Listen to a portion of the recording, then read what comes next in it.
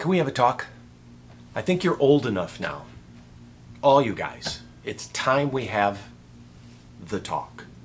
So, adjusting your own guitar. I know it's scary. Generally speaking, you should bring in your guitar to a professional to have it really done. People, like us, who have done it a million times. But sometimes, some of you living in small towns, and this is for everyone. It's for the boys and the girls. You can adjust your own guitar. One of the first things you got to do is trying to adjust it is just trying to dig into the guitar and kind of look closely and see, first off, what your string is doing. When you pluck a string, it's kind of fun to see what it does. And what the strings will do is make wavelengths, plus they do this, and some of those will crash in together. Those waves, just like ripples on a lake, will crash together, and you get these nodes in here. So when you're adjusting the guitar, and you see me adjusting this is my prop here. When you adjust the guitar, the first thing you want to do before you adjust the height and the action is to adjust the neck. So you're going to take off the truss rod cover on a Gibson. On a Fender, it could be down here or up here, be a little bit easier, is to adjust the neck and make sure. You're going to sight down the neck and you're looking for any bow. Now I'll warn you, this can be a landmine because sometimes necks are twisted, sometimes they do a dog leg bow, but sometimes after you kind of get used to it and you spend some time looking, oh, that string does rattle against the frets. Before you do any adjustment here, you really need to straighten the neck. And to do that, you're going to sight down the neck, and I'm going to sight this like this. This is the string that goes round and round and round.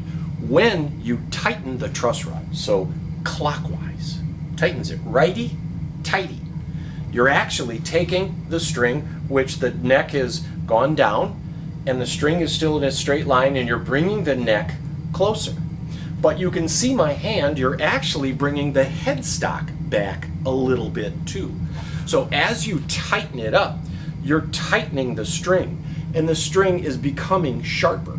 Likewise, if you loosen the neck because it's bowed up, and you want to get that buzz out, you loosen the truss rod. And when you do that, the string then loosens up and it becomes flat. Your headstock comes forward and you're tightening the neck and bringing the neck closer to the string, or you're loosening the neck counterclockwise and bringing the string away, the neck away, so it doesn't rattle as the string turns. So this is a thing you want to make sure you get before you do anything else, before you do the height, before you do the rest of it. And you should always have the guitar in tune. So if you tighten the neck, you got to go back and tune it up to pitch, how it is. Sometimes when you set a neck down, if it's here, it is actually bending the neck up. So you kind of want to make sure you do it up, the neck's not affected, and you tune it to pitch. You do your adjustment, you tune it to pitch, you do your adjustment. Well, that's about right. You do want to have a slight fall away from the strings.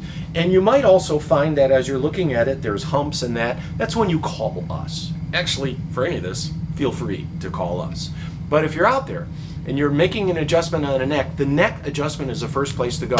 So the guitar doesn't rattle, or if the neck is fallen away, as I displayed here, if the neck is fallen back, you've got this really high action, and it takes, you're actually bending the string out of tune before it hits. So you either have buzzing and rattling, or you have high action, and you can correct that with adjusting your truss rod. And if you're on a Fender, you're looking this way, it's clockwise. If you're on a Gibson and you're doing it this way, it's clockwise. Righty-tighty, clockwise, we'll tighten it up. Counterclockwise on either end, will loosen it up. And that's the first thing you do, constantly readjusting the tuning.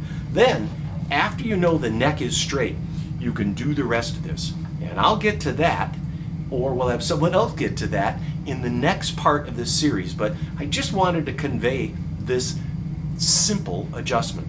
Never turn the truss rod a lot. Never adjust the truss rod where you're actually feeling like it might break. You can break the truss rod. You can create more problems. But minor adjustments, usually a quarter turn, half turn, you're old enough now. You're big boys and girls. You should be able to do this. So there you go. This is my quick little tip. And then we'll get into how to do height adjustment. One of the important things there is to look at the edge of your fingerboard and see how curved it is and how you're going to do that. And ideally, your bass string moves a lot. Your high E string moves little. So you would have a little more room for that string on your bridge height here. You're going to have a little more room for those strings. And there's no real perfect way of doing it. It's kind of seasoned to taste. But we are happy to do it for you. All of us here have done it. We're happy to adjust your guitar and make it optimal. And if we need to dress some frets or do other things to get that perfect playing surface, that perfectly flat level playing surface, that's what you want to get. There you go. Look for part 2 of this series soon.